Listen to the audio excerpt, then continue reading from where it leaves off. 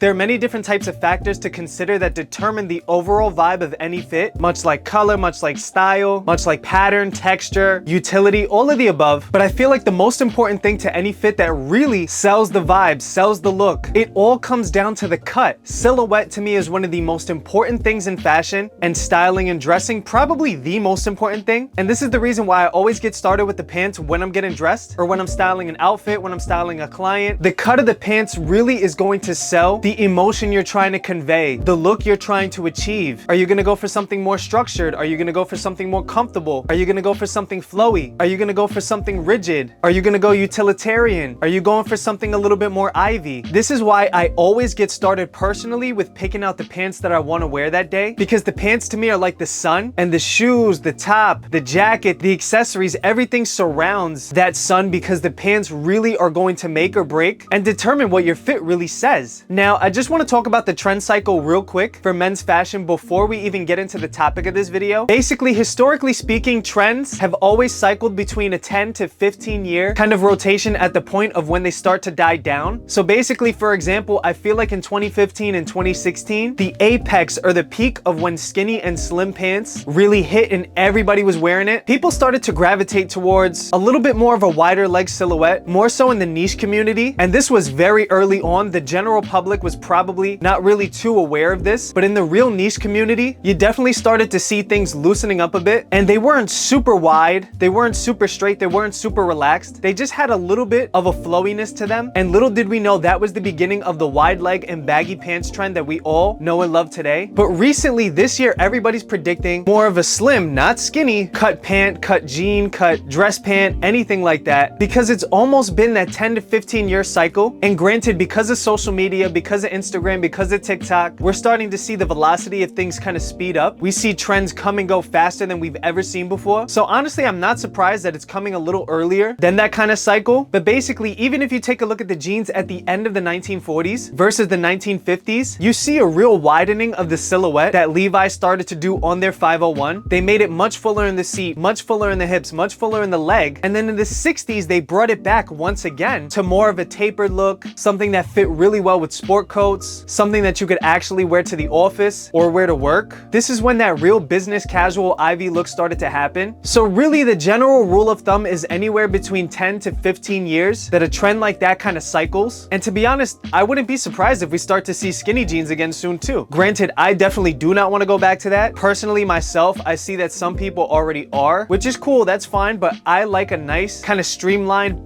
kind of slim straight fit. But I also like that I can make room for a nice wide leg, very balloony, baggy pant that has a lot of volume. And it only makes sense that the baggy and wide leg pants trend has finally come back, because it's also been that 10 to 15 year mark, maybe a little bit longer, since they've been popular. So the thing is, there's a couple of rules that you want to remember when you have a wardrobe that's diverse with wide leg and slim pants. And basically, one of those rules that's so important to me is that you want to make sure that the hem of your wide leg pants is cleanly done. If you want a slight break, you could do that. I happen to like mine a little higher or cropped, and even on my wide leg jeans, I like to cuff them, especially since I wear loafers a lot and I like to show off my socks. But for those sneakerheads who like a wide leg jean or wide leg pant, you definitely want to make sure that you're going to do your due diligence and make sure that the hem of your wide leg pants falls cleanly. Otherwise, it really can start to look a little sloppy. And granted, while the 90s and Y2K stuff is popular right now, things always come back a little differently. And I think that the popular look right now is something that's a little cleaner, because granted, I personally really don't like that real super long baggy look. I like a wide leg look that has a little bit of an elegance to it. But what's interesting with slim and even skinny pants, generally speaking, you can actually go a little bit longer on the hem, or rather the length of the pants, because personally, I feel like the shorter that slim pants look, the harder it is to style with things, and it really just doesn't flatter the body. It looks disproportionate. It looks like you're wearing your little brother's pants. So basically, what I recommend is the slimmer the jean, the longer the inseam. And this is definitely showcased by how everybody was so enthused by the real stack look that Amiri does, that Yves Saint Laurent was doing. This really kind of proves that the stacked look looks so much better with skinny jeans, with slim jeans, than it does with baggy pants. The thing that I really want to stress is that baggy pants and wide leg pants are two different things. They give off two different types of looks. They give off two different types of vibes. And basically, the wide leg pant, while it might be the same or maybe a little bit trimmer than what a baggy pant might be, the cut, the structure, the design is to convey a certain level of high fashion elegance that you really don't get with something that's just too baggy. The next thing that you really want to consider when you have such a diverse wardrobe of slim pants and wide leg pants is that not every jacket, not every shirt, not every shoe is gonna go well with both slim pants and wide leg pants. For example, I have this really gorgeous, very long, oversized overcoat that looks absolutely amazing with wide leg pants, regardless of the color, regardless of the style, regardless of the outfit. It's proportionate, the details, the fit, the silhouette, it all works together. But if I put this coat with something that's too slim, it really starts to look not just oversized, but it just looks like it doesn't fit. The outfit feels off, the proportions feel off. And the same thing goes for the inverse. Whereas let's say if I put on a nice trim fitted denim jacket, something that fits me really well, it's not too skinny, it's not too slim, my arms aren't bulging out the biceps. If I put it with the slim jean, I generally like a nice classic straight cut. It looks phenomenal. It really looks very good, very well kept. The proportions are right. It's just a simply clean look. If I put this jacket with the same pant that worked with the oversized coat, the jacket literally just looks plain small. It actually looks tight on me, even though with the other fit, it did not look tight at all. There's no visible pulling, there's no visible stress. It just doesn't look right because the proportions are off. So if you're gonna have a diverse wardrobe of multiple different fits of pants, you wanna make sure that you have a diverse wardrobe of tops as well, because you really don't wanna make the mistake of putting together an outfit that's disproportionate. So I actually organize my closet between slim fitted stuff and oversized stuff as well. The other thing that you really wanna remember is that not every fabric is gonna look good in a wide leg fit, and not every fabric is gonna look good in a slim leg fit either. Generally speaking, the more structure that the fabric has, the better it looks wide leg, because it just has a really nice kind of crinkling effect, but it also holds its shape in the wind, because the wider that the pants are, the more susceptible to the wind that the fabric is. And sometimes things that have a little bit too much structure and get caught in the wind like that, they don't necessarily look good. And another thing that you want to remember too is that the thicker or more structure that the fabric has, you really don't want to go too slim, because these fabrics have little to no stretch at all. They're also going to feel very bulky. They're going to feel very hot. They're going to feel much heavier than what they really are. And chances are you're going to ruin them so much quicker. And another thing that I also really generally avoid is anything that has elastane or stretch in a wide leg or baggy fit, because that really does not sit on the body well. It stretches out in a weird way. You get real kind of ugly bulges. For some reason, these elastane blended fabrics, they look so much better in slim fitted garments, and they hold their structure better in slim fitted garments than they do in baggy or wide leg garments. You also want to avoid fabrics that have zero stretch, like linens, viscoses, rayons, in a real slim or skinny fit, because these you're not even going to be able to bend your leg in, but these look absolutely amazing in baggier, wide leg, or even flared kind of looks. And I mean, at the end of the day, it should be up to the clothing brand or the designer to discern which fabrics work for which fits, but you always just want to make sure that you're an educated shopper, whether you trust the brand or not, because I promise you that will save you a lot of money. Now, the thing about going forward with baggy versus slim, or wide leg versus slim, or wide leg versus skinny, is that I feel like with this whole social media boom that's basically really only been going on for about 10 years, at least at the velocity that it's at right now, we've actually inadvertently made it acceptable for people to literally just wear whatever they want. And to me, that's one of the most exciting things about the current men's fashion and general fashion community, because now we can just dress however we want to dress. We could wear whatever we want, and we can literally just transcend through different trends. And at the end of the day, the perception, the psychology, when people see you walking down the street, they're not thinking, oh, this outfit is garbage because it's not on trend. There's so many different things trending right now that the lines are kind of blurred, and people will now look at the composition, they'll look at the fit, they'll look at the colors, they'll look at how you put it together, rather than categorizing the outfit of, is it trendy or is it not trendy? And I really think this is a good thing, because now you're seeing brands that are super independent, that are startup, that can really abide by their own look, their own feel, their own style, and they don't have to care about trends. They don't have to follow anything in terms of consumer patterns, because they could appeal to the market however they want. They could spread their own messaging, they could spread their own styling, and they can coexist in the same atmosphere. One of the most perfect examples of this is brands like 18 East and Wythe, New York. Basically, 18 East is a brand that really specializes in super wide leg, oversized skate gear with a little bit of an upscale luxury kind of feel. And I mean, their tops are wide, their pants are wide, everything is wide and oversized. And Wythe, New York is basically the opposite. They're super Ivy, they're super Americana. They manufacture really nice slim fitted pants, slim fitted jeans, slim fitted chinos, classic fit shirts that are slim, but they're not too skinny. They're definitely not oversized. And both these brands are renowned, not just in the locale of New York, but around the world as well. These brand stores in New York are literally like 2 blocks away from each other. other. I visit them all the time. I shop from both. I cop from both because we live in a landscape where both of these brands with such different looks, such different feels, such different aesthetics can coexist. And that to me is one of the most exciting things about the new men's fashion landscape. But anyways, you really don't have to abide by having both. You don't need both. I just always think it's a good idea to diversify and just really kind of have fun with it. But either way you go, these rules still kind of apply. So if you're gonna pick one side, just make sure to do it right. But anyways, thank you guys so much for watching the video and sticking around to the end. I know a lot of people are gonna disagree with this, but to be honest, a lot of this stuff just makes sense visually and logically, but y'all gonna think what y'all gonna think anyways. Let me know down in the comments how you guys feel. Do you like wide leg pants? Do you like baggy pants? Do you like slim pants? Do you like both? Let me know why you like them, why you hate them. Let me know if I missed any of these rules or guidelines that you think apply to either side. I'm always happy to listen. I'm always happy to chop it up with you guys. I love talking with you guys in the comment section. I appreciate you guys' support so much. So with that being said, thank you guys again, and I'll see you next week.